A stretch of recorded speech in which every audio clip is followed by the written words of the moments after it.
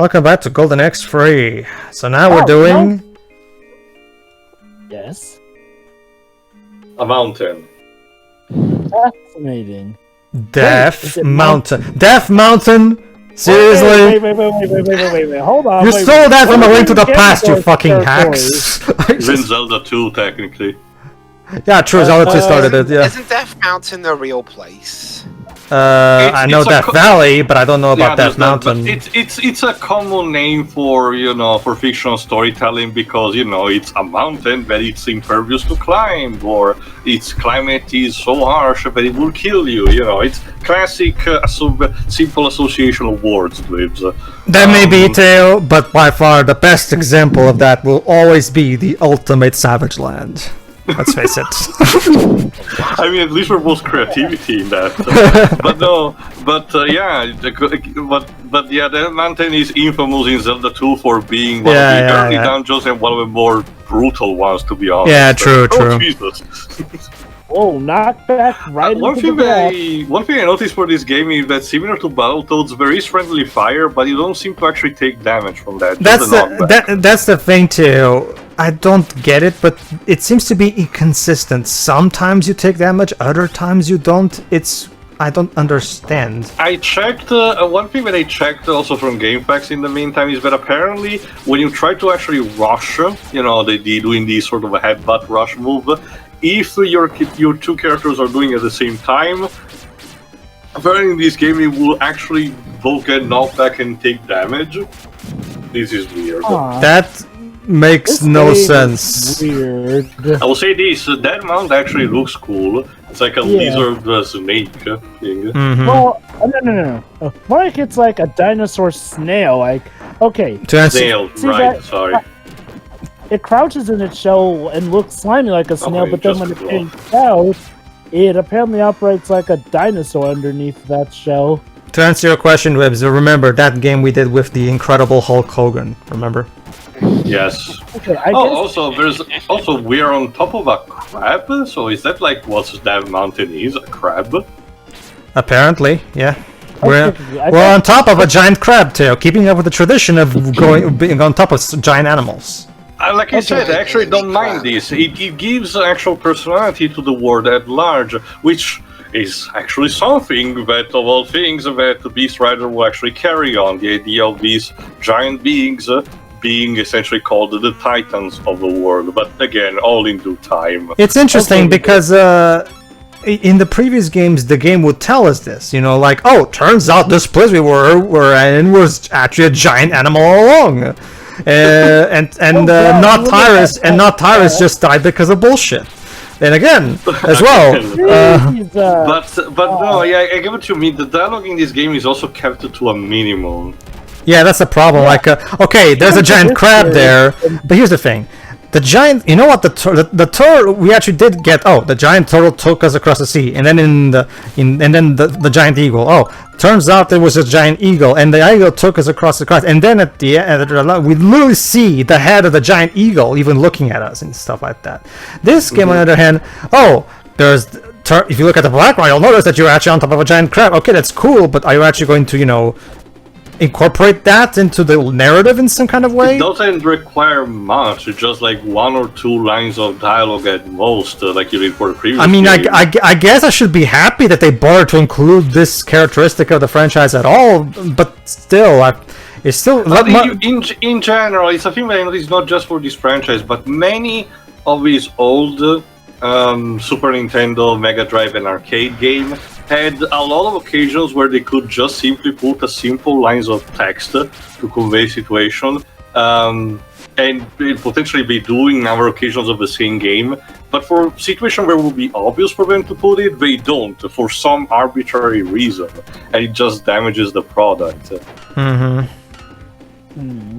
It really is hard to understand, like I said, the giant crab thing, just like everything else in the game, feels half-baked. Like it feels half-hearted. As in, yeah, you technically put it there, and that's nice, but you didn't put it nowhere near as well as the previous games did. it really is one of those cases of a game that technically ticks all the boxes it needs to tick from the checklist, but it doesn't seem to understand the context of all these things. Weirdly enough, it seems like half the time it does understand, but the other half it doesn't. Like, for instance, one thing this game does that no other game did before, actually change up some of the recurring moots here. They're like, skeletons now don't look like the typical humanoid structure, but look more animalistic in nature, which is, a nice change of pace, Hell, even, some of the common moots have gotten some changes here and there. Yeah, So now we look like Pillar Mans from JoJo. I think the best way to describe this is 2 steps forward, 3 steps back, essentially. Like, imagine... I'm trying to think of a good example. Like, imagine if in Streets of Rage, okay. Like, it's a tradition in Streets of Rage to have elevator levels, for example. Like, all 3 of them have elevator levels, and from what I can tell, apparently even 4 has it. So 4 continues that tradition. Although, to be fair, I guess it's not a good example because the elevator doesn't have anything to do with anything aside from just being an elevator level, I guess. So I guess it doesn't really... Okay. Okay, let me think of another tradition Streets of Rage has. Well, you did mention also the fact that the first game had the power-up move about banning a drought for the sequels. There's that. True. Yeah. That is true. Oh yeah, the magic system as well. You might notice how there's certain bits in the magic system thingy that are red in color. The thing about this game apparently adopted the magic system from Revenge of the Fatter, in the sense that you had that minimum number that allows you to do your magic, and then you can just go over the minimum. Personally, I just preferred if they would have stuck with the magic system from Golden Axe 1 and 2. Because I think that's way more simple to understand. And now here's our next boss. I also noticed that the game basically freezes every time a boss is about to enter the screen. Like, this game has a tendency of struggling a bit to load a certain I can assure that that's not the emulator. I can assure that... Yeah, I can imagine that.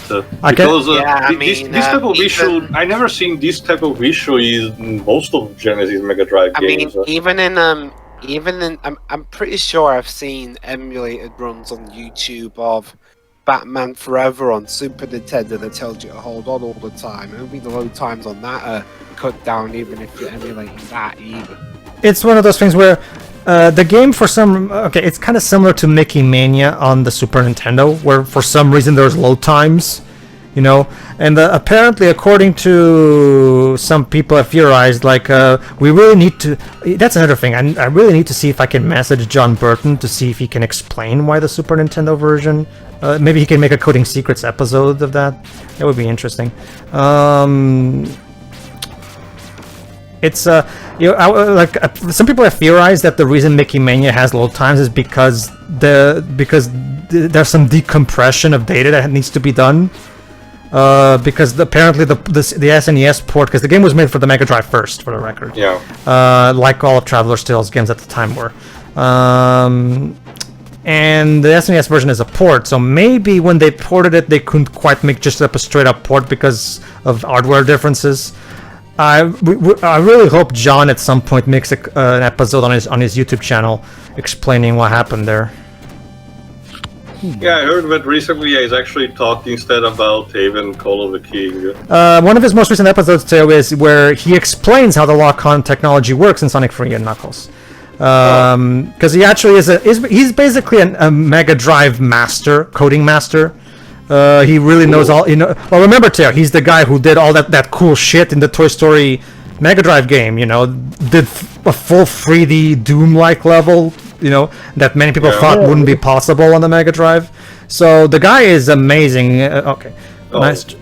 Nice job. However, it won't be so easy next time. Oh my god, actual dialogue. Yeah, that's like the first time we got the dialogue. Well, remember, we had that Julius sending us off at the beginning. I guess he was testing us? Yeah, he's gonna show up later. He's here to be the reoccurring boss, even though we never learn exactly. I mean, sure, whatever helps this game actually build up something. I'm guessing the manual maybe explains this better, because it was the case in most games at the time. No, guys! Cursed City! Cursed City. Again, these names are so imaginative, aren't they? Also, what are they leveled in left? Wait, It's right next to tree forest. Hold on, and, sand desert. Hold on, what are we doing in the city from Castlevania 2 Simon's Quest? It's too built up, Joe. It's not enough in ruins. Also, Pedro, I noticed that before the level starts under the characters there's like a level and a letter with it. What does that mean? It's remember too. It's your performance. Remember, the first game already did this. Like at the end, it grades you with a letter depending on how well you did. Okay. It's just that it's labeled so weirdly here. It's because, again, this game does a really poor job of providing context to things and conveying things to you. Like, okay, fine, so this guy is a hippogriff and he will meet us next time. Okay, who is he? Okay, I get that manual is there. But the other games... I don't think actually there's much of that in the manual. Let me see if the translation actually tells something on. Okay, maybe you can... Okay, even if the manual explains it, the previous games, even Revenge of Death Adder, did do a decent enough job of providing so that the plot was perceptible without having to read the manual. In here, it's like they didn't even bother to try to give some context to shit. Alright, let's continue exploring the Cursed City. Again, you know you're in trouble when last freaking battle has more imaginative names than you. Alright, let me see, because the only character bios that the manual translation seems to have, it's just fair for the 4 main characters. Although page 8 and 9 are not translated because the translator on GameFAQs just dismisses them as obvious and interesting stuff. You know, I might prefer to be the judge of that, but whatever, this guy was probably made in 2005 or something where it was cool to be like that. Anyway, let me see if I can get from the synopsis. When the elder Gilius came to, it was in a distant unknown land. He ached through his body and couldn't even stand. What the hell just happened? Memories began coming back to his dizzy head. Very long time ago, he was a hero. Together with his companions, recovered a divine golden axe from the hands of the enemies that had stolen it. His former friends had long since passed away, and he, as a member of the long-living dwarf race, was now the only living witness left of a battle. With the experience of twice fighting in the Axe Wars, he resolved to travel to the ends of yore, where the gods had departed, to return the axe to them, so they would not be used for evil again. And so Gilius made these his missions. However, memories vaguely returned to him. Several weeks prior, with the golden axe in hand, he had bidden farewell to everyone and then sailed away. Mainland, at some point, a fierce storm had suddenly come out of nowhere and brought wave after wave on the ship, causing massive damage. Shipmates were being tossed off, including him who had gotten golden axe to the end. After that, he did not remember, but he may have heard some sort of loud and evil laughter. He was losing consciousness. Jesus Christ. Oh god, that's a long-witted synopsis, isn't it? Jesus. However, he knew one thing, that the weapon that outlived even him, the golden axe, he was supposed to protect had been lost. Half a year later, so it took his time, as Gilius was finally beginning to recover from his injuries, to where he could walk again, he set out to search for the golden axe. But what he then saw was a dark world caught in a battle for hatred, tainted with the blood of flames. He had washed up at the kingdom of Splash Eel in the Middle Eastland. Okay. Is that you? Though it was once a peaceful kingdom, one day the mysterious demon king, damned equal Hellstrike, so I guess we kept that tradition, suddenly appeared, and with his entire demon army over around the kingdom, imprisoned and enslaved the people. The king's whereabouts were unknown, and the queen was apparently confined in the castle as well. It was soon quite clear to Gilius, it's the golden axe! Since he couldn't go because of his age, he sought the brave warriors to save the people from his crisis. Before long, there were 4 heroes standing before him. Go and bring me the golden axe! Before receiving the elder Gilius' words, the heroes headed towards the castle occupied by the demon army. Here at this moment, the Axe War's gun barrel cover has been cut off. Not sure what this expression means exactly. Okay. Okay, when I said... Wait, guys, I have to point this out. You realize that this is essentially kind of a redo of Revenge of Death Adder. Gilius is the one alive. Suddenly he needs the help of his totally new characters, except at least in Revenge of Death Adder, I could believe that those were different people. Oh god, if this game ends with Gilius having to sacrifice himself again... Gilius only appears at the beginning. People just instantly believe him, like, okay, fine, we'll go. Like that. Gilius' presence in this game, Jova, is just to send us off at the beginning and never shows up anywhere ever again. Again, mission control, Jova. It's okay. Okay. I guess I should have been more specific when I said what I said. When I said I wanted more context for things, I didn't mean an incredibly overcomplicated and long-winded and convoluted explanation for what led us to this situation, okay? Not just that, this is so depressing to read. Seriously, once again, the heroes are dead. This franchise that prides itself on, these epic Conan Barbarian inspired, primordial fantasy setting, and you have this very bleak premise to go through. Yeah. It's just... whatever. At this point, just make the beat 'em up for the sake of it and have a very flimsy excuse to go on. Like, if this is what has to be sacrificed in order to have actual depth in the story mode, I'll take that away, thank you very much. Have I missed any important plot development? The synopsis lives, but don't worry, lives. It's just depressing for the sake of it. Yeah, it's not really. One of the main characters of the previous game suddenly died. Two of them, lives. Remember, Axe Butler and Tyris Flair apparently died off screen. Your favorite. Oh boy, I didn't think Golden Axe would do that, considering it barely has a story anyway, but here we are. I mean, keep in mind, it's treated in a more natural thing, because in a sense that Gilius simply put outlive them, so it does make sense from that regard. It's just that, why making this distant sequel? This is like Legend of Korra level of, oh sure, the previous characters died because of old age.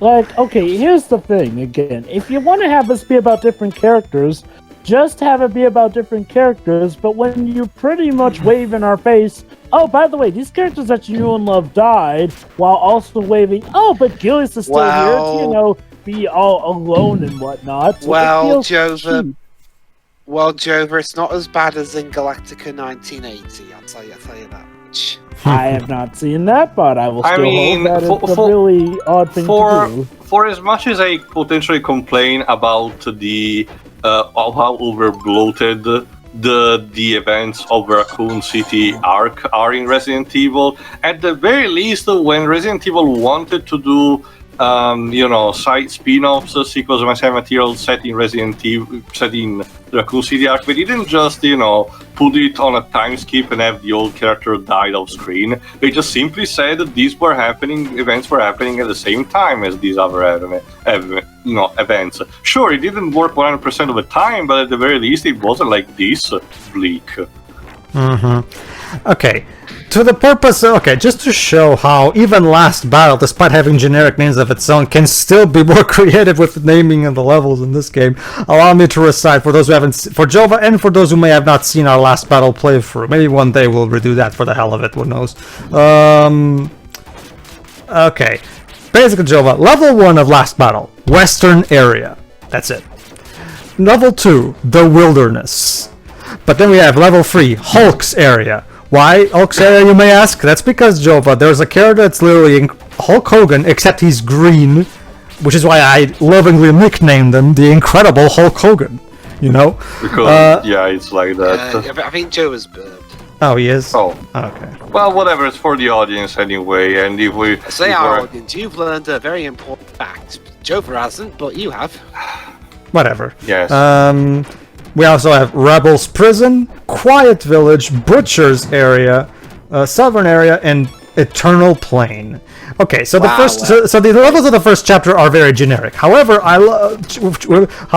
believe it or not, Chapter 2 is even more generic. Level 1 is called First Gate. Level 2 is called Second Gate. Level 3 is called Third Gate. Level 4 is called Quiet Village. What did you want to tell me, Pedro? Well, I'm just citing the levels of Lost Bottle just to show that despite how generic that game is in terms of its names, it still manages to be more creative with the names of the levels than this game. I mean, whatever next, we're going to have a water level called Water Ocean. That's not even the thing, Groups. I love this pattern in Chapter 2. First level is called First Gate. Second level is called Second Gate. Third level is called Third Gate. Then the fourth level is called Quiet Village. Aside from the fact that Quiet Village was already a name of a level from Chapter 1, it doesn't. They're literally reusing names. And then level 5 is Fourth Gate. It's probably because of the nature of the game. In case you don't know, Jova, the game was supposed to be a licensed Fist of the North Star game, but for copyright reasons they could not port it to the West, so Sega of America decided, fuck it, let's do basically a gag translation and just rename it to as an original Property Do Not Steal. Even though it pretty much still has the look. Pretty much. I can attest you to that, Jova, that basically character and events are sort of an abridged version of what happened. Season 2. Come to think of it, it's basically it. It's a video game form of Season 2. An abridged series of Fist of the North Star. Level 6, Forbidden City. Level 7, Seashore. And then it's in Chapter 3 that things get a bit more interesting. We have Level 1. By the way, Chapter 3 is called Ultimate Hell. I'm not even kidding. There's literally a 1989 Mega Drive manual that literally says the words Ultimate Hell. I'm still alive. Don't worry, I'll destroy the enemy. There you go. This is what I mentioned in the first part. Some of the allies are victim of a curse, and you have to free them at the end of the levels, like in this case. Alright, so what is the name, this incredibly creative name of the next level, may I wonder?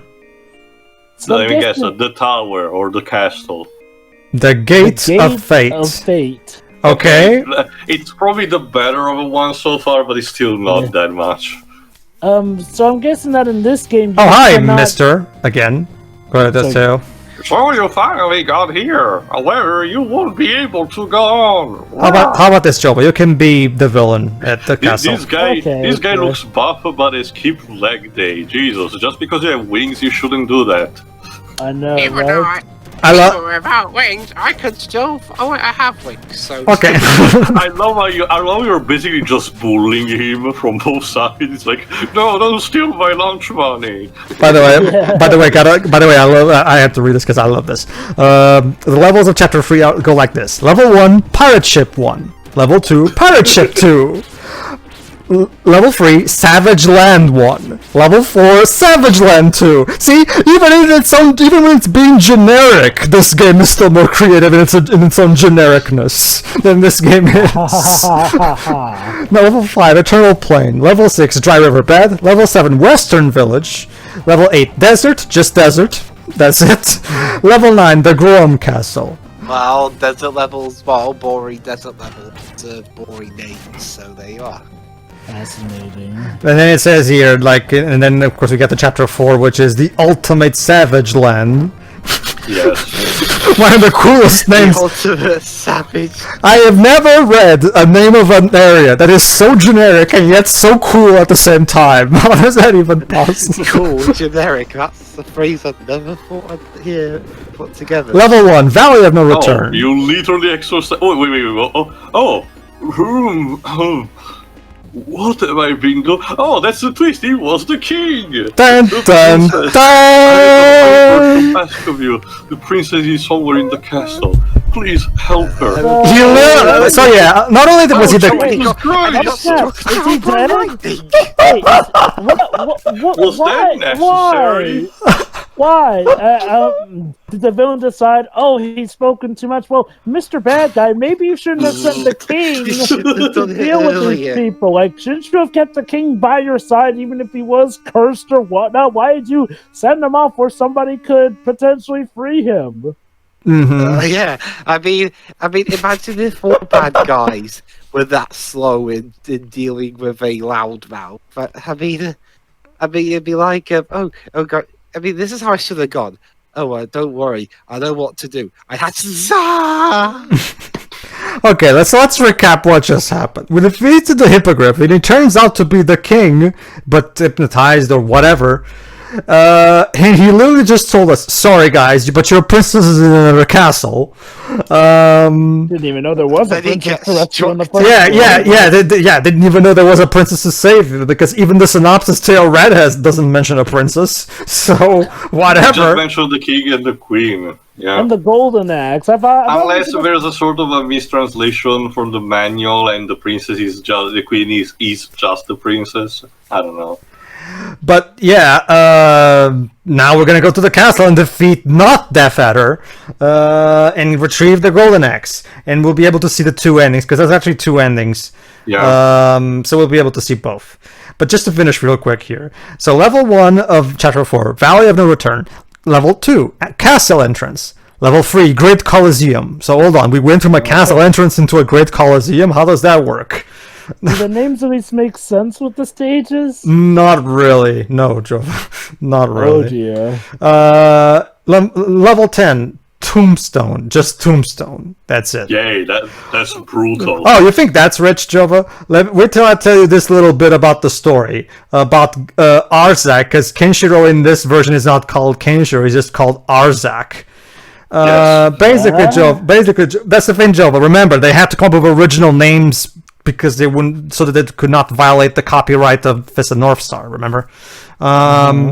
So basically, Jove, according to the story, Arzak met his brother Gross. Yes, they call his name Gross. Rude. And then, but here, listen to this, Jova. I love this one. I'm sure Teo's medical senses are insulted by this, but I'll read it still. Some time ago, Gross lost his memory, and as a result, he turned to a life of violence. To save Alyssa, Arzak was forced to defeat his brother. Luckily, good triumphed over evil, and Arzak was able to restore Gross's memory. Here's the thing, Jova. By good triumphing over evil, what they actually mean in the game is beat the shit out of Gross until he now suddenly remembers you. So basically, Jova, first of all, he loses his memory, and as the game says it, as a result, he turned to a life of violence. Because as we all know, the first reaction when you lose your memory is, I don't remember who I am. I'll turn to a life of violence. Of course. And I forgot who I am. It's time to go and kill people. Muggers even there and all that. It's more complicated than that, but just for the sake of the game, I'll tell you that it's just generalizing it. To say, but and I also love how the like us restoring his memory means beating the shit out of him, because it's the same thing. It's because Kenshi, remember, can do the whole pressure point thingy, but obviously we can't say that. Yeah, so. There's also a similar thing, Jova, where he meets Raoul, who is named Duke in this version, and he beats the crap out of him in the game, and then he goes, "Why? You saved my life." And my reaction is, "No, I just kicked your ass. I didn't save your life." So I don't like it. Trust me, Joe. But one of these days we have to redo that commentary review, because that commentary is one of the most glorious, hilarious train wrecks ever. Well, it wouldn't be the first time we've replayed a game for the channel. No, it's a quick 4-part thing, so it's a very easy thing to do. Anyway, everybody, see you for the ending, or endings rather. Conclusion of the game. See ya. Yeah. See you in Endingville. See ya.